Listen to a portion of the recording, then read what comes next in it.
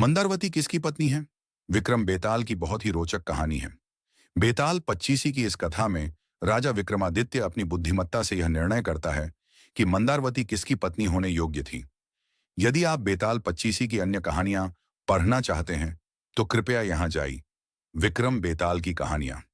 पद्मावती की प्रेम कहानी सुनाने के बाद बेताल उड्डाकर पुनः वृक्ष के निकट पहुंच चुका था।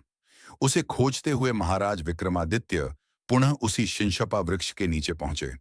वहां चिता की मटमैली रोशनी में उनकी नजर भूमि पर पड़े उस शव पर पड़ी जो धीरे धीरे कराह रहा था। उन्होंने शव को उठाकर कंधे पर डाला और चुपचाप उसे उठाए तेज गति से लौट पड़े। कुछ आगे चलने पर शव के अंदर से बेताल की आवाज आई, राजन, तुम अत्यंत अनुचित क्लेश में पड़ गए। अतः तुम्हारे मनोरंजन के लिए मैं एक कहानी सुनाता हूं। सुनो। तीन ब्राह्मणों का विवाह प्रस्ताव। यमुना किनारे ब्रह्मस्थल नाम का एक स्थान है जो ब्राह्मणों को दान में मिला हुआ था। वहां वेदों का झाता अग्निस्वामी नाम का एक ब्राह्मण था। उसके यहाँ मंद्रावती नाम की एक अत्यंत रूपवती कन्या उत्पन्न हुई। जब वह कन्या युवती हुई तब तीन कान्यकुब्ज ब्राह्मण कुमार वहां आए जो समान भाव से समस्त गुणों से अलंकृत थे।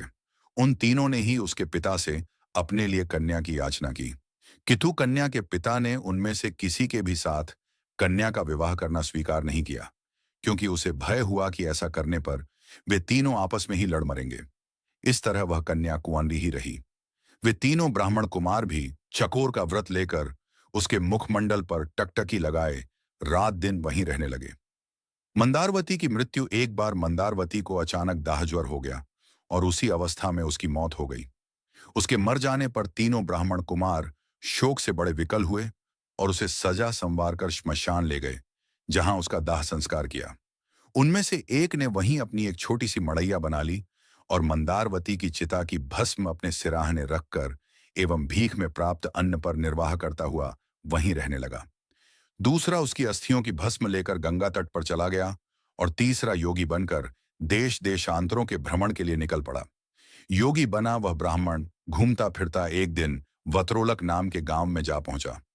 वहां अतिथि के रूप में उसने एक ब्राह्मण के घर में प्रवेश किया। ब्राह्मण द्वारा सम्मानित होकर जब वह भोजन करने बैठा तो उसी समय एक बालक ने जोर जोर से रोना शुरू कर दिया। बहुत बहलाने समझाने पर भी जब बालक चुप न हुआ तो घर की मालकिन ने क्रुद्ध होकर उसे हाथों में उठा लिया और जलती हुई अग्नि में फेंक दिया। आग में गिरते ही कोमल शरीर वाला वह बालक जलकर राख हो गया। यह देखकर उस योगी को रोमांच हो आया। उसने परोसे हुए भोजन को आगे सरका दिया और उठकर खड़ा होते हुए क्रोधित भाव में बोला, धिक्कार है आप लोगों पर। आप ब्राह्मण नहीं, कोई ब्रह्म राक्षस हैं। अब मैं तुम्हारे घर का भोजन तो क्या, एक अन्न का दाना भी ग्रहण नहीं करूंगा।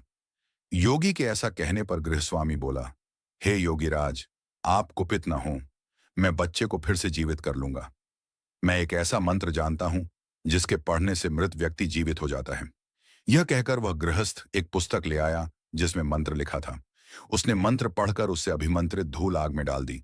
आग में धूल के पड़ते ही वह बालक जीवित होकर ज्यों का त्यों आग से निकल आया। जब उस ब्राह्मण योगी का चित्त शांत हो गया तो उसने भोजन ग्रहण किया।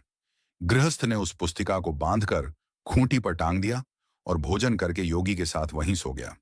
गृहपति के सो जाने के पश्चात वह योगी चुपचाप उठा और अपनी प्रिया को जीवित करने की इच्छा से उसने डरते डरते वह पुस्तक खूंटी से उतार ली और चुपचाप बाहर निकल आया। मंत्र से मंदारवती का पुनः जीवित होना। रात दिन चलता हुआ वह योगी उस जगह पहुंचा जहां उसकी प्रिया का दाह हुआ था। वहां पहुंचते ही उसने उस दूसरे ब्राह्मण को देखा जो मंदारवती की अस्थियां लेकर गंगा में डालने गया था। तब उस योगी ने उससे तथा उस पहले ब्राह्मण से जिसने वहां कुटिया बना ली थी और चिता भस्म से सेज रच रखी थी, कहा कि तुम यह कुटिया यहां से हटा लो, जिससे मैं एक मंत्र शक्ति के द्वारा इस भस्म हुई मंदारवती को जीवित करके उठा लूं। इस प्रकार उन्हें बहुत समझा बुझाकर उसने वह कुटिया उजाड़ डाली। तब वह योगी पुस्तक खोलकर मंत्र पढ़ने लगा। उसने धूल को अभिमंत्रित करके चिता भस्म में डाल दिया और मंदारवती उसमें से जीती जागती निकल आई। अग्नि में प्रवेश करके निकलते हुए उसके शरीर की कांति पहले से भी अधिक तेज हो गई थी। उसका शरीर अब ऐसा लगने लगा था जैसे वह सोने का बना हुआ हो। इस प्रकार उसको जीवित देखकर वे तीनों ही काम पीड़ित हो गए और उसको पाने के लिए आपस में लड़ने झगड़ने लगे। जिस योगी ने मंत्र से उसे जीवित किया था, वह बोला कि वह स्त्री उसकी है। उसने उसे मंत्र तंत्र से प्राप्त किया है। दूसरे ने कहा कि तीर्थों के प्रभाव से मिली, वह उसकी भार्या है।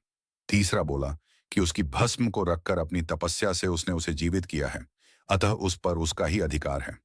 तरुणों में विवाद, मंदारवती किसकी पत्नी है। इतनी कहानी सुनाकर बेताल ने विक्रमादित्य से कहा, राजन, उनके इस विवाद का निर्णय करके तुम ठीक ठीक बताओ कि वह स्त्री किसकी होनी चाहिए। यदि तुम जानते हुए भी न बतला पाए तो तुम्हारा सिर फटकर अनेक टुकड़ों में बंट जाएगा। बेताल द्वारा कहे हुए शब्दों को सुनकर राजा विक्रमादित्य ने कहा, हे बेताल, जिस योगी ने कष्ट उठाकर भी मंत्र तंत्र से उसे जीवित किया, वह तो उसका पिता हुआ। ऐसा काम करने के कारण उसे पति नहीं होना चाहिए, और जो ब्राह्मण उसकी अस्थियां गंगा में डाल आया था, उसे स्वयं को उस स्त्री का पुत्र समझना चाहिए। किंतु जो उसकी भस्म की शैया पर आलिंगन करते हुए तपस्या करता रहा और श्मशान में ही बना रहा, उसे ही उसका पति कहना चाहिए, क्योंकि गाढ़ी प्रीति वाले उस ब्राह्मण ने ही पति के समान आचरण किया था। तूने ठीक उत्तर दिया राजा, किंतु ऐसा करके तूने अपना मौन भंग कर दिया, इसीलिए मैं चला वापस अपने स्थान पर। यह कहकर बेताल उसके कंधे से उतरकर लोप हो गया। राजा ने भिक्षु के पास ले जाने के लिए उसे फिर से पाने के लिए कमर कसी, क्योंकि धीर वृत्ति वाले लोग प्राण देकर भी अपने दिए हुए वचन की रक्षा करते हैं। तब राजा फिर से उसी स्थान की ओर लौट पड्डधा, जहां से वह शव को उतार कर लाया था। राजा विक्रमादित्य बेताल को लाने के लिए पुनः शिंशपा वृक्ष के नीचे पहुंच गया। उसने बेताल को उतारकर अपने कंधे पर डाला और चलना शुरू किया। बेताल ने राजा विक्रम को फिर से यह कहानी सुनानी शुरू की। कौन दुष्ट, पुरुष या स्त्रियां,